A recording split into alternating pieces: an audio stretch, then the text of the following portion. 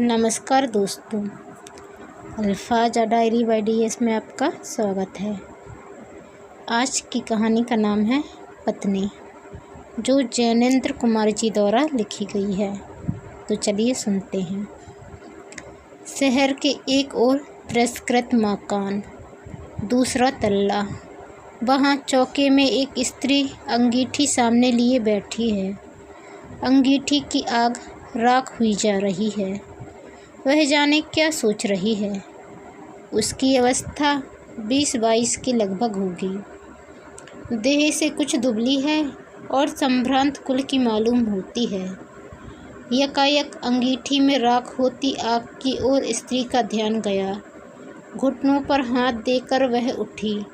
उठकर कुछ कोयले लाई।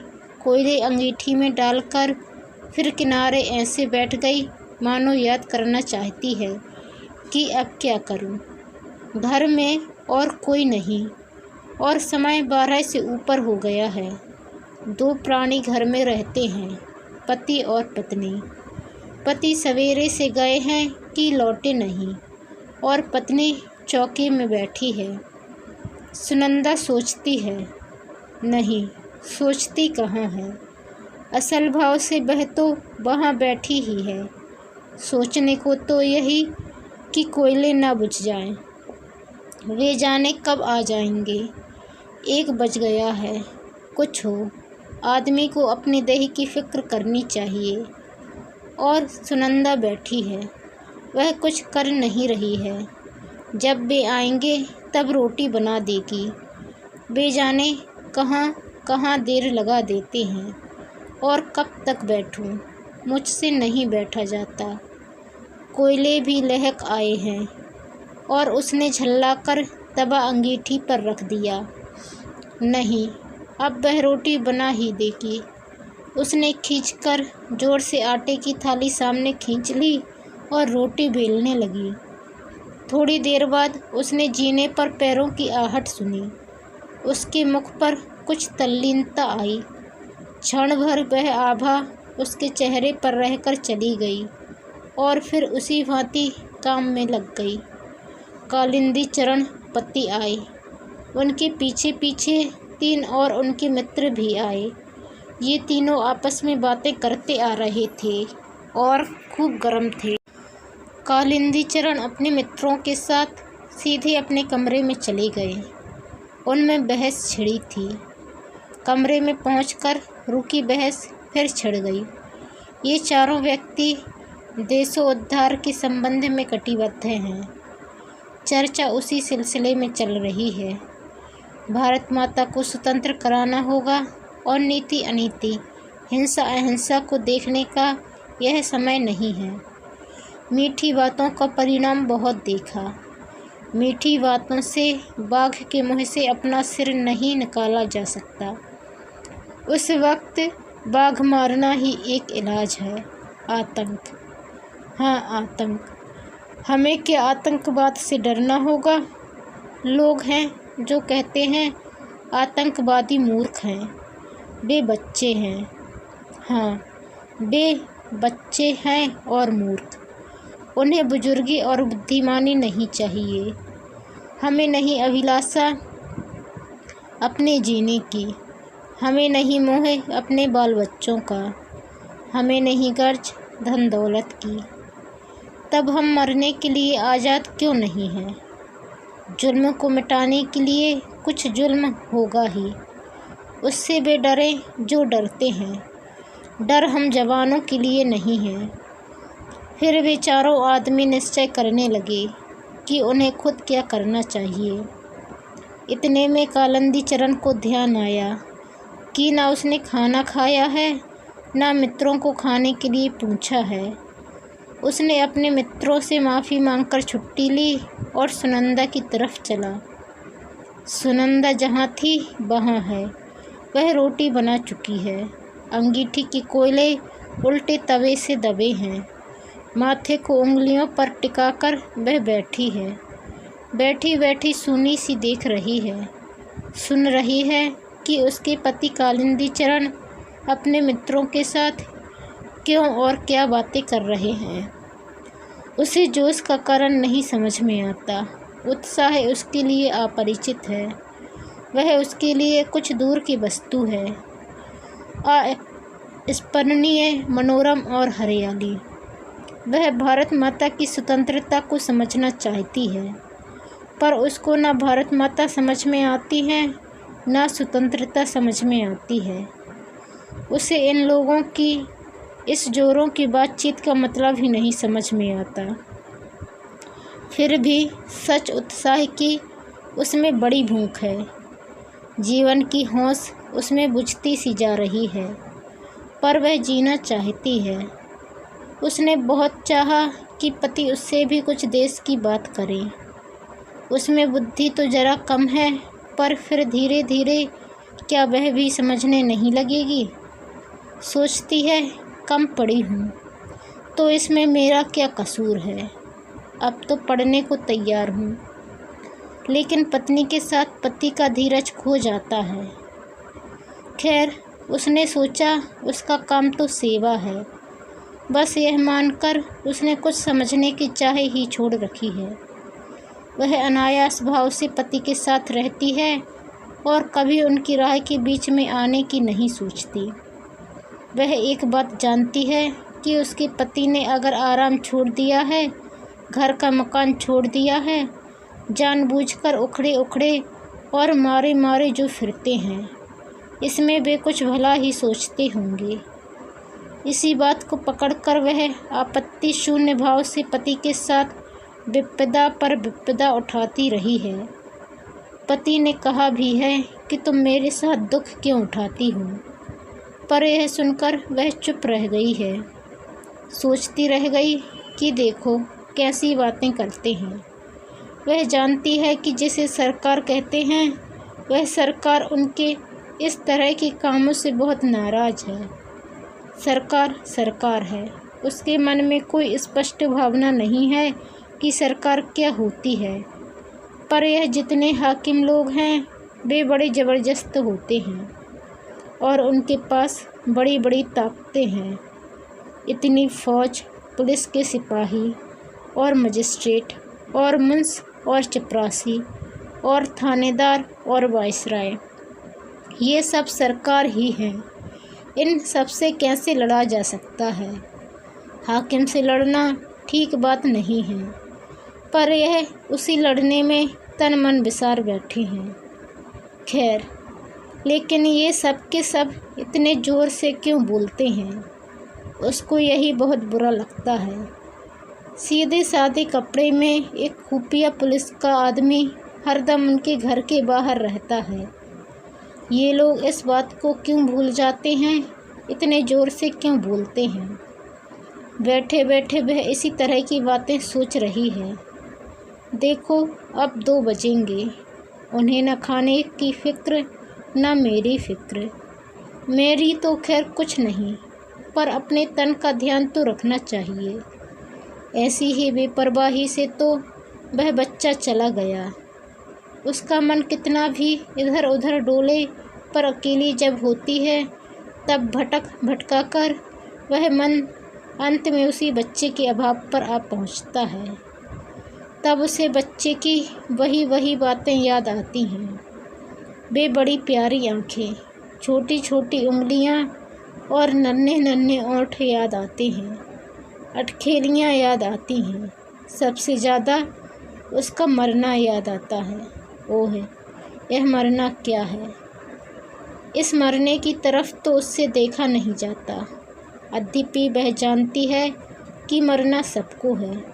उसको मरना है, उसके पति को मरना है, पर उस तरफ भूल से क्षण भर देखती है तो भय से भर जाती है। यह उससे सहा नहीं जाता। बच्चे की याद उसे मथ देती है।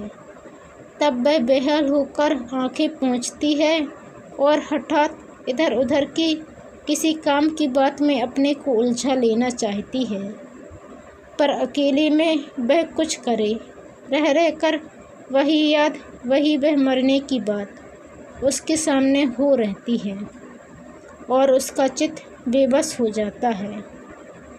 वह उठी, अब उठकर बर्तनों को मांज डालेगी, चौका भी साफ करना है। ओहे, खाली बैठी मैं क्या सोचती रहा करती हूँ। इतने में कालिंदी चरण मौके में आए। सुनंदा कठोरतापूर्वक शून्य को देखती रही। उसने पति की ओर नहीं देखा। कालिंदी ने कहा, सुनंदा, खाने वाले हम 4 हैं, खाना हो गया? सुनंदा चून की थाली और चकला, बेलन और बटलोई, खाली बर्तन वगैरह उठाकर चल दी, कुछ भी नहीं बोली। कालिंदी ने कहा, सुनती हो, 3 आदमी मेरे साथ और हैं, खाना बन सके तो कहो, नहीं तो इतने में ही काम चला लेंगे। सुनंदा कुछ भी नहीं बोली। उसके मन में बेहद गुस्सा उठने लगा। यह उससे क्षमा प्रार्थी से क्यों बात कर रहे हैं? हंसकर क्यों नहीं कह देते कि कुछ और खाना बना दूँ, जैसे मैं गैर हूँ। अच्छी बात है, तो मैं भी गुलाम नहीं हूँ कि इनके ही काम में लगी रहूँ। मैं कुछ नहीं जानती खाना वाना। और वह चुप रही। कालिंदी चरण ने जरा जोर से कहा, सुनंदा। सुनंदा के जी में ऐसा हुआ कि हाथ की बटलोई को खूब जोर से फेंक दे। किसी का गुस्सा सहने के लिए वह नहीं है। उसे तनिक भी सुध ना रही कि अभी बैठे बैठे इन्हीं अपने पति के बारे में कैसी प्रीति की और भलाई की बातें सोच रही थी। इस वक्त भीतर ही भीतर गुस्से से घुटकर रह गई। क्यों बोल भी नहीं सकती? सुनंदा नहीं बोली। तो अच्छी बात है, खाना कोई भी नहीं खाएगा। यह कहकर कालिंदी तेज में पैर पटकते लौटकर चले गए। कालिंदी चरण अपने दल में उग्र नहीं समझे जाते, किसी कदर उदार समझे जाते हैं। सदस्य अधिकतर विवाहित हैं। कालिंदी चरण विवाहित ही नहीं है, वह एक बच्चा खो चुके हैं। उनकी बात का दल में आदर है। कुछ लोग उनके धीमेपन से रुष्ट भी हैं। वह दल में विवेक की प्रतिनिधि हैं और उत्पात पर अंकुश का काम करते हैं। बहस इतनी बात पर थी कि कालिंदी का मत था कि हमें आतंक को छोड़ने की ओर बढ़ना चाहिए। आतंक से विवेक कुंठित होता है और या तो मनुष्य उससे उत्तेजित ही रहता है या उसके भय से दबा रहता है। दोनों ही स्थितियां श्रेष्ठ नहीं हैं। हमारा लक्ष्य बुद्धि को चारों ओर से जगाना है, उसे आतंकित करना नहीं। सरकार व्यक्ति और राष्ट्र के विकास के ऊपर बैठकर उसे दबाना चाहती है। हम इसी विकास के अवरोध को हटाना चाहते हैं, इसी को मुक्त करना चाहते हैं। आतंक से वह काम नहीं होगा। जो शक्ति के मद में उन्मत्त हैं, असली काम तो उनका मद उतराने और उनमें कर्तव्य भावना का प्रकाश जगाने का है। हम स्वीकार करें कि उसका मद टक्कर खाकर चोट पाकर ही उतरेगा। यह चोट देने के लिए हमें अवश्य तैयार रहना चाहिए, पर यह नोचा नाची उपयुक्त नहीं। इससे सत्ता का कुछ बिगड़ता तो नहीं, उल्टे उसे अपने औचित्य पर संतोष हो जाता है। पर जब सुनंदा के पास से लौटकर आया तब देखा गया कि कालिंदी अपने पक्ष पर दृढ़ नहीं है। वह सहमत हो सकता है कि हाँ, आतंक जरूरी भी है। हाँ, उसने कहा, यह ठीक है कि हम लोग कुछ काम शुरू कर दें। इसके साथ ही कहा, आप लोगों को भूख नहीं लगी है क्या? उनकी तबीयत खराब है, इससे यहाँ तो खाना बना नहीं। बताओ क्या किया जाए, कहीं होटल चलें? एक ने कहा कि कुछ बाजार से यही मंगा लेना चाहिए। दूसरे की राय हुई कि होटल ही चलना चाहिए। इसी तरह की बातों में लगे थे कि सुनंदा ने एक बड़ी सी थाली में खाना परोसकर उनके बीच ला रखकर वह चुपचाप चली गई। फिर आकर पास ही 4 गिलास पानी के रख दिए और फिर उसी भांति चुपचाप चली गई। कालिंदी को जैसे किसी ने काट लिया। तीनों मित्र चुप रहे। उन्हें अनुभव हो रहा था कि पति पत्नी के बीच स्थिति में कहीं कुछ तनाव पड़ा हुआ है। अंत में एक ने कहा, कालिंदी, तुम तो कहते थे खाना बना नहीं है। कालिंदी ने झेंपकर कहा, मेरा मतलब था काफ़ी नहीं है। दूसरे ने कहा, काफ़ी है, सब चल जाएगा। देखूं कुछ और हो तो, कहकर कालिंदी उठ गया। आकर सुनंदा से बोला, यह तुमसे किसने कहा था कि खाना वहाँ ले आओ? मैंने क्या कहा था? चलो उठा लाओ थाली, हमें किसी को यहाँ नहीं खाना है, हम होटल जाएंगे। सुनंदा नहीं बोली। कालिंदी भी कुछ देर गुम खड़ा रहा। तरह तरह की बातें उनके मन में और कंठ में आती थीं। उसे अपना अपमान मालूम हो रहा था और अपमान असह्य था। उसने कहा, सुनती नहीं हो कि कोई क्या कह रहा है? क्यों? सुनंदा ने मुँह फेर लिया। क्या मैं बकते रहने के लिए हूँ? सुनंदा भीतर ही भीतर घुट गई। मैं पूछता हूँ कि जब मैं कह गया था तब खाना ले जाने की क्या ज़रूरत थी? सुनंदा ने मुड़कर और अपने को दबाकर धीमे से कहा, खाओगे नहीं? एक तो बच गया। कालिंदी निरस्त होने लगा। यह उसे बुरा मालूम हुआ। उसने मानो धमकी के साथ पूछा, खाना और है? सुनंदा ने धीमे से कहा, अचार लेते जाओ। खाना और नहीं है। अच्छा लाओ अचार।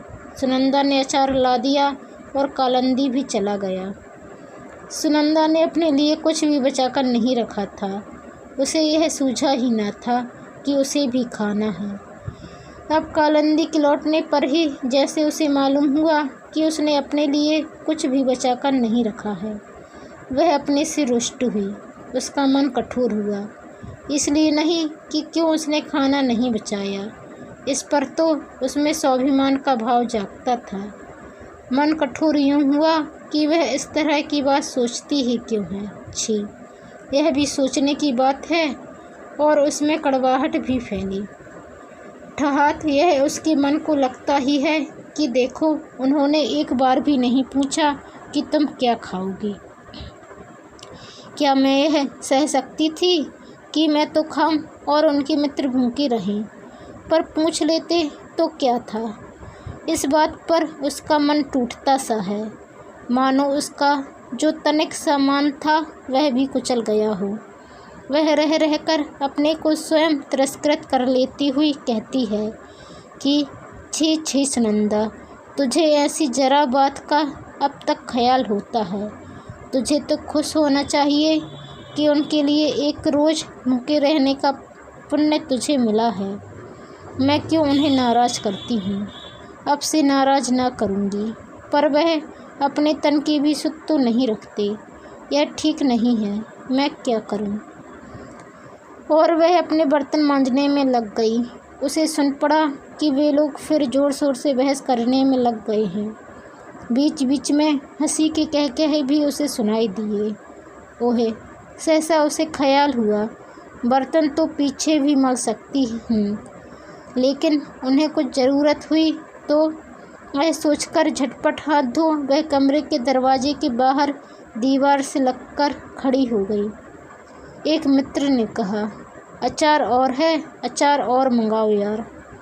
कालिंदी ने अभ्यास बस जोर से पुकारा, अचार लाना भाई, अचार। मानो सुनंदा कहीं बहुत दूर हो, पर वह तो बाहर लगी खड़ी ही थी। उसने चुपचाप अचार लाकर रख दिया। जाने लगी तो कालिंदी ने तनिक स्निग्ध पानी से कहा, थोड़ा पानी भी लाना। और सुनंदा ने पानी ला दिया, देकर लौटी।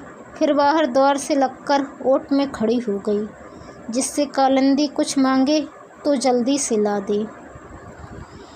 दोस्तों, आपको ये कहानी कैसी लगी कमेंट कर ज़रूर बताएं। चैनल पर नए आए हैं तो प्लीज़ चैनल को सब्सक्राइब कर बेल आइकन को क्लिक कर लें, ताकि वीडियो अपलोड होते ही आपको नोटिफिकेशन मिल सके।